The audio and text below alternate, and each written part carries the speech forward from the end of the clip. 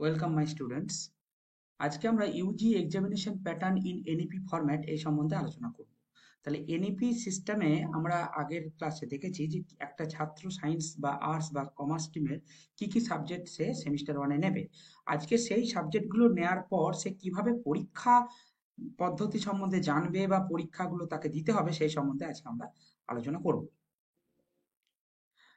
Suppose একজন সায়েন্সের student সে যদি মেজর সাবজেক্ট বোটানিকে নেয়, তাহলে বোটানি সে মেজর পেপারটি পড়বে plant diversity and evolution. Minor যদি সাপোজ সে জুলজি নেয়, জুলজিতে সে যে পেপারটি পড়বে অ্যানিম্যাল ডাইভার্সিটি। তার সঙ্গে কম্পিউটার সায়েন্স যদি এমডি বা আইডি মানে মাল্টিডিসিপ্লিনারি বা ইন্টারডিসিপ্লিনারি সাবজেক্ট নেয়, সেখানে সে বেসিক আইটি টুলস এই পেপারটি পড়লো। তার সঙ্গে এইসি বাংলা তাকে নিতেই হবে, বাংলা পেপারটির নাম হচ্ছে সাহিত্যের বোধ ও বিচার। সেই সঙ্গে তাকে মানে বোটানিরই কিন্তু এসিসি আরেকটি পেপার পড়তে হবে, আমি আগেই বলেছিলাম, যার নাম এখানে বায়ো ফার্টিলাইজার। এবং তা সেই ছাত্রটিকে ভ্যালু অ্যাডেড কোর্স হিসাবে এনভায়রনমেন্টাল সায়েন্স কিন্তু পড়তে হচ্ছে। এবারে প্রশ্ন হচ্ছে যে এই যে মেজর পেপারটি সে নিচ্ছে, মেজর পেপারটি বা যে পেপারগুলো সে নিচ্ছে ছটি সাবজেক্টের মধ্যে, সেই সমস্ত পেপারগুলো কিন্তু ক্রেডিট সিস্টেমে আমাদের জানতে হবে। ক্রেডিট ব্যাপারটা কি, খুব সহজভাবে যদি বলতে যাই, এই দেখো এই প্ল্যান ডাইভার্সিটি অ্যান্ড ইভলিউশন এই যে পেপারটার 4 ক্রেডিটের পেপার, মানে হচ্ছে খুব সহজ ভাষায় সপ্তাহে সে 4টি ক্লাস এই পেপারের উপর তার রুটিনে তাকে দেওয়া হবে, খুব সহজ ভাষায় বলতে গেলে। তার মধ্যে কি হচ্ছে, 4 ক্রেডিটের পেপারের মধ্যে 3 ক্রেডিট মানে 3টে লেকচার মানে তাকে মানে থিওরি ক্লাস দেবে এবং একটি প্র্যাকটিক্যাল ক্লাস দেবে সপ্তাহে। সিমিলারলি অ্যানিমাল ডাইভার্সিটিও 4 ক্রেডিটের পেপার, সেখানে 3টি থিওরি থাকবে, একটি প্র্যাকটিক্যাল থাকবে। মাল্টিডিসিপ্লিনারি যদি সে কম্পিউটার সায়েন্স নেয়, এটা কিন্তু 3 ক্রেডিটের পেপার, 3টেই থিওরি থাকবে।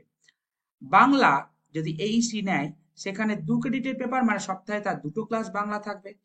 এসইসি বায়ো ফার্টিলাইজার যদি সে নেয়, মানে মানে তাকে তো নিতেই হবে যেহেতু বটানি তার মেজর পেপার, তাহলে এটা 3 ক্রেডিটের পেপার। এখানে 2 ক্রেডিট থিওরি থাকবে, একটা কিন্তু টিউটোরিয়াল থাকবে। এবং তার সঙ্গে যদি ভ্যালু অ্যাডেড কোর্স হিসাবে যদি সে এনভায়রনমেন্টাল সায়েন্স নেয়, মানে নিতেই হবে আর কি, সেটা কিন্তু 4 ক্রেডিটের পেপার। এখানে 3টে থাকবে থিওরি সপ্তাহে এবং একটি থাকবে প্র্যাকটিক্যাল বা প্রজেক্ট ওয়ার্ক, যেটাই বলছি কিনা প্রজেক্ট ওয়ার্ক থাকতে পারে। বেশ, এবারে এই তো গেল ক্রেডিট সিস্টেমের কথা। এবারে এই মেজর সাবজেক্টটির যে পেপার, সেই পেপারটি হবে টোটাল ফুল মার্কস হচ্ছে 75-এর ফুল মার্কস। তার মধ্যে তাকে বড় থিওরি পরীক্ষা দিতে হবে, মানে রিটিন এক্সাম দিতে হবে 40 মার্কের, যেটি কিনা অন্য কলেজে গিয়ে, যে কলেজে তার সেন্টার পড়বে সেই কলেজে গিয়ে দিতে হবে। এই 40 মার্কের পরীক্ষাটা কিন্তু ইউনিভার্সিটি তার রুটিন ওয়াইজ অর্গানাইজ করে পরীক্ষাটা হবে অন্য এক্সাম সেকশন সেন্টারে। এছাড়াও তাকে কিন্তু 20 নম্বরের একটি প্র্যাকটিক্যাল দিতে হবে, 20 নম্বরের প্র্যাকটিক্যাল দিতে হবে, এবং তার সঙ্গে 15 নম্বরের একটি ইন্টারনাল অ্যাসেসমেন্ট দিতে হবে। এই ইন্টারনাল অ্যাসেসমেন্টটা বিভিন্ন ফরম্যাটে হতে পারে। কোনো টিচার যদি মনে করেন তিনি ভাইভা নেবেন, তাও নিতে পারেন। কেউ যদি মনে করে তাকে অ্যাসাইনমেন্ট দেওয়া হবে, সেটাও হতে পারে। কোনো টিচার যদি রিটিন এক্সাম নেন, সেটাও হতে পারে। রিটিনে আবার প্যাটার্ন অনেক রকম হতে পারে, রিটিন এমসিকিউ হতে পারে, বা রিটিন বড় এক্সাম, বড় পরীক্ষা 5 নম্বরে হয়তো 3টে কোশ্চেন দিল, সেটাও হতে পারে।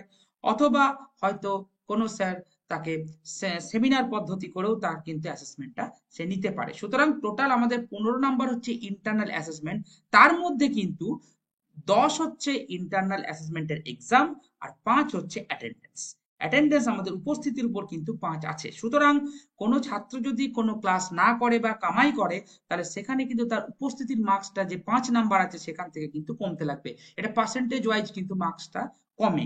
সুতরাং 10+5 এ হচ্ছে 15। 10 হচ্ছে এক্সামিনেশন, সেটা ভাইবা হতে পারে, অ্যাসাইনমেন্ট হতে পারে, সেটা রিটিন হতে পারে, সেটা সেমিনার হতে পারে, সেটা টিচার যা মনে করবেন। তাহলে 75 নম্বরের পেপারটিতে হচ্ছে 40 হচ্ছে রিটিন এক্সাম, 20 হচ্ছে প্র্যাকটিক্যাল এক্সাম, এবং 15 হচ্ছে ইন্টারনাল অ্যাসেসমেন্ট। সিমিলারলি মাইনর যে পেপারটি সে নিয়েছে, সায়েন্সের একজন স্ট্রিমের ছেলে, তারও ফুল মার্কস কিন্তু 75 নাম্বার। তার মধ্যে একই প্যাটার্ন, 40 থিওরি, 20 প্র্যাকটিক্যাল এবং 15 হচ্ছে ইন্টারনাল। সিমিলারলি মাল্টিডিসিপ্লিনারি হিসাবে সে যদি কম্পিউটার সায়েন্স নেয় বা মাল্টিডিসিপ্লিনারি যাই সাবজেক্ট নেক না কেন, তার ফুল মার্কস হচ্ছে 50। তার মধ্যে থিওরি হচ্ছে 40 এবং ইন্টারনাল অ্যাসেসমেন্ট হচ্ছে 10। এখানে কিন্তু উপস্থিতির জন্য আলাদা করে কোনো নাম্বার ধার্য করা হয়নি। কিন্তু বিভিন্ন ফরম্যাটে কিন্তু ইন্টারনাল অ্যাসেসমেন্ট সেই টিচার নিতে পারেন। তাহলে 40 হচ্ছে বড় পরীক্ষা, রিটেন এক্সাম। সাধারণত এটি এমসিকিউ বেসড কোশ্চেন হয়, মানে সঠিক অ্যান্সারটিকে গোল করে নির্বাচন করতে হয়, এমসিকিউ বেসড প্রশ্ন হয়।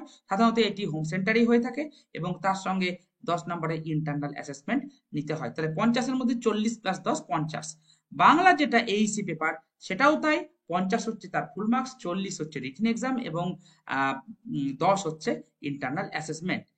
এসইসি যেটা মেজর যে সাবজেক্ট তারই একটি পেপার এসইসি, সেটা 50 মার্কের হয়, সেখানে 40 থিওরি এবং 10 হচ্ছে ইন্টারনাল অ্যাসেসমেন্ট। আচ্ছা, এইখানে একটা প্রশ্ন আছে, কোন কোন সাবজেক্টে কিন্তু 40 থিওরি থাকে এবং 10 ইন্টারনাল অ্যাসেসমেন্ট থাকে, কিন্তু যেমন ধরুন বোটানিতে আছে বা জুলজিতে আছে, এগুলোতে থিওরি আছে, এসইসি হচ্ছে থিওরি পেপার।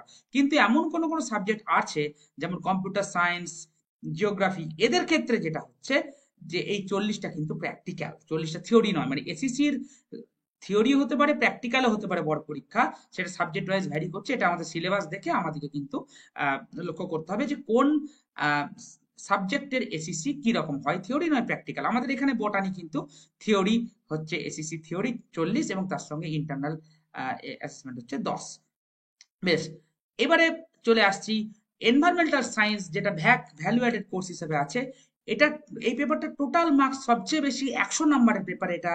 এর মধ্যে 60 নাম্বার বড় পরীক্ষা হচ্ছে, এটি এমসিকিউ বেসড এক্সাম হয়, হোম সেন্টারই হয়, এমসিকিউ বেসড এক্সাম।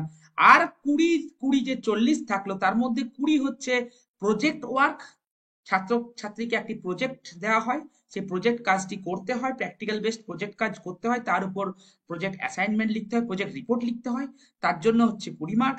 এবং ইন্টারনাল অ্যাসেসমেন্ট, সেটা বিভিন্ন ফরম্যাটে হতে পারে, আমি আগেই বলেছি, সেটা হচ্ছে 20 মার্ক। তাহলে 60 প্লাস 20 প্লাস 20, এই হচ্ছে 100 হচ্ছে ফ্র্যাগমেন্ট। তাহলে টোটাল একটি সায়েন্স টিমের ছেলেকে টোটাল 20 ক্রেডিট পড়তে হচ্ছে এবং তার টোটাল ফুল মার্কস হচ্ছে 400। সিমিলারলি আমরা যদি একটি আর্টসের স্টুডেন্টকে দেখি, আর্টসের স্টুডেন্ট সাপোজ সে একজন ফিলোজফি মেজরের স্টুডেন্ট, 4 বছর ফিলোজফি মেজরের স্টুডেন্ট বা 3 বছর ফিলোজফি মেজরের স্টুডেন্ট, তার সেমিস্টার ওয়ানে ওই পেপারটির ক্রেডিট হচ্ছে 4। যেহেতু এখানে কোনো প্র্যাকটিক্যাল নেই, অতএব 3টি লেকচার বা থিওরি, একটি হচ্ছে টিউটোরিয়াল। ঠিক আছে, এরও মার্কস সেম 75, থিওরি এখানে হয়ে গেল 60। এদের যেহেতু প্র্যাকটিক্যাল নেই তাই থিওরি হয়ে গেল 60। আগের সায়েন্সের থিওরি ছিল 40 প্লাস আর প্র্যাকটিক্যাল ছিল 20, 60। এই টোটালটাই কিন্তু এই আর্টস এর থিওরি 60-এর মধ্যে পড়ছে 60। আর তার সঙ্গে ইন্টারনাল অ্যাসেসমেন্ট 15, 15-এর মধ্যে 10 হচ্ছে পরীক্ষা আর 5 হচ্ছে অ্যাটেন্ডেন্স। সিমিলারলি মাইনর যদি সেই ছাত্রটি পলিটিক্যাল সায়েন্স নেয়, তার পেপার পলিটিক্যাল থিওরি যদি সে নেয়, তারও ফুল মার্কস 75, সেটারও ভাগ হচ্ছে 60 হচ্ছে বড় পরীক্ষা এবং 15 হচ্ছে ইন্টারনাল অ্যাসেসমেন্ট। 15 মানে 10 প্লাস 5। আচ্ছা, যদি বোটানি সে এমডি বা আইডি সাবজেক্ট হিসাবে নেয়, তাহলে বোটানির টোটাল মার্কস এখানে হচ্ছে 50। 3 ক্রেডিটের এটা ক্লাস, মানে 3টে ক্লাস থাকবে, 2টো হচ্ছে লেকচার, একটা হচ্ছে টিউটোরিয়াল। এর 50 মার্কের মধ্যে হচ্ছে 40 থিওরি আর 10 হচ্ছে ইন্টারনাল অ্যাসেসমেন্ট। সেই ছাত্রটি বাংলা তো তাকে নিতেই হবে, তারও ফুল মার্কস 50, তার মধ্যে 40 প্লাস 10। আচ্ছা, আর সেই যেহেতু সে ফিলোজফি মেজর স্টুডেন্ট, তাহলে ফিলোজফি তাকে এসিসি নিতে হবে, ফিলোজফি অফ হিউম্যান রাইটস। এর টোটাল ফুল মার্কস হচ্ছে 50, তাহলে 40 হচ্ছে থিওরি আর 10 হচ্ছে ইন্টারনাল অ্যাসেসমেন্ট। মানে এনভায়রনমেন্টাল সায়েন্স তাকে তো ভ্যালু অ্যাডেড কোর্স হিসেবে নিতেই হচ্ছে, আমি আগেই বলেছি। 100 পেপারটার ফুল মার্কস, তার ফ্র্যাগমেন্ট হচ্ছে 60 হচ্ছে বড় এমসিকিউ বেসড এক্সাম, 20 হচ্ছে প্র্যাকটিক্যাল এবং 20 হচ্ছে ইন্টারনাল অ্যাসেসমেন্ট। সিমিলারলি একজন কমার্স স্ট্রিমের স্টুডেন্ট যদি সেমিস্টার ওয়ানের টপিক, পেপার ডিস্ট্রিবিউশন এবং তার নাম্বার ডিস্ট্রিবিউশন এবং এক্সাম প্যাটার্ন দেখে, তাহলে কমার্সের সে ফাইন্যান্সিয়াল অ্যাকাউন্টিং মেজর সাবজেক্ট হিসাবে নিচ্ছে, 4 ক্রেডিটের পেপার। এখানে টোটাল মার্কস হচ্ছে 75। একই কথা, আর্টসের সঙ্গে প্রায় সবটাই প্রায় সেম, 60 হচ্ছে থিওরি, 15 হচ্ছে ইন্টারনাল অ্যাসেসমেন্ট। মাইনর হিসেবে সে যদি বিজনেস ম্যাথামেটিক্স অ্যান্ড স্ট্যাটিস্টিক্স 1 নেয়, তা সেটাও 4 ক্রেডিটের পেপার, 75 ফুল মার্কস, 60 হচ্ছে বড় পরীক্ষা এবং 15 হচ্ছে ইন্টারনাল অ্যাসেসমেন্ট। আইডি বা এমডি যদি সে হিস্ট্রি নেয়, হিস্ট্রিও 3 ক্রেডিটের এটা পেপার, 2টো হচ্ছে লেকচার, একটা হচ্ছে টিউটোরিয়াল, টোটাল মার্কস হচ্ছে 50। 50-এর মধ্যে 40 হচ্ছে বড় রিটিন এক্সাম এবং 10 হচ্ছে ইন্টারনাল অ্যাসেসমেন্ট। বাংলা যদি তাকে এইসি তাকে তো নিতেই হচ্ছে, তার মানে টোটাল পেপার হচ্ছে 50, একই কথা, 40 প্লাস 10।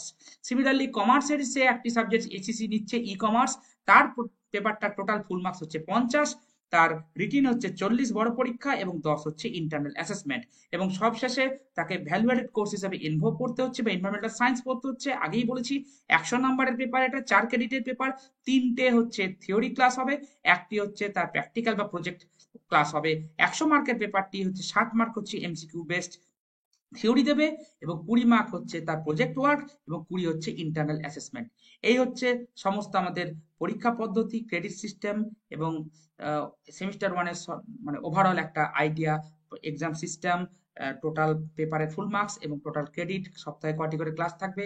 তোমরা আশা করি এটা বুঝতে পারলে। যদি কোনো প্রশ্ন থাকে তোমরা কমেন্ট বক্সে জানাবে।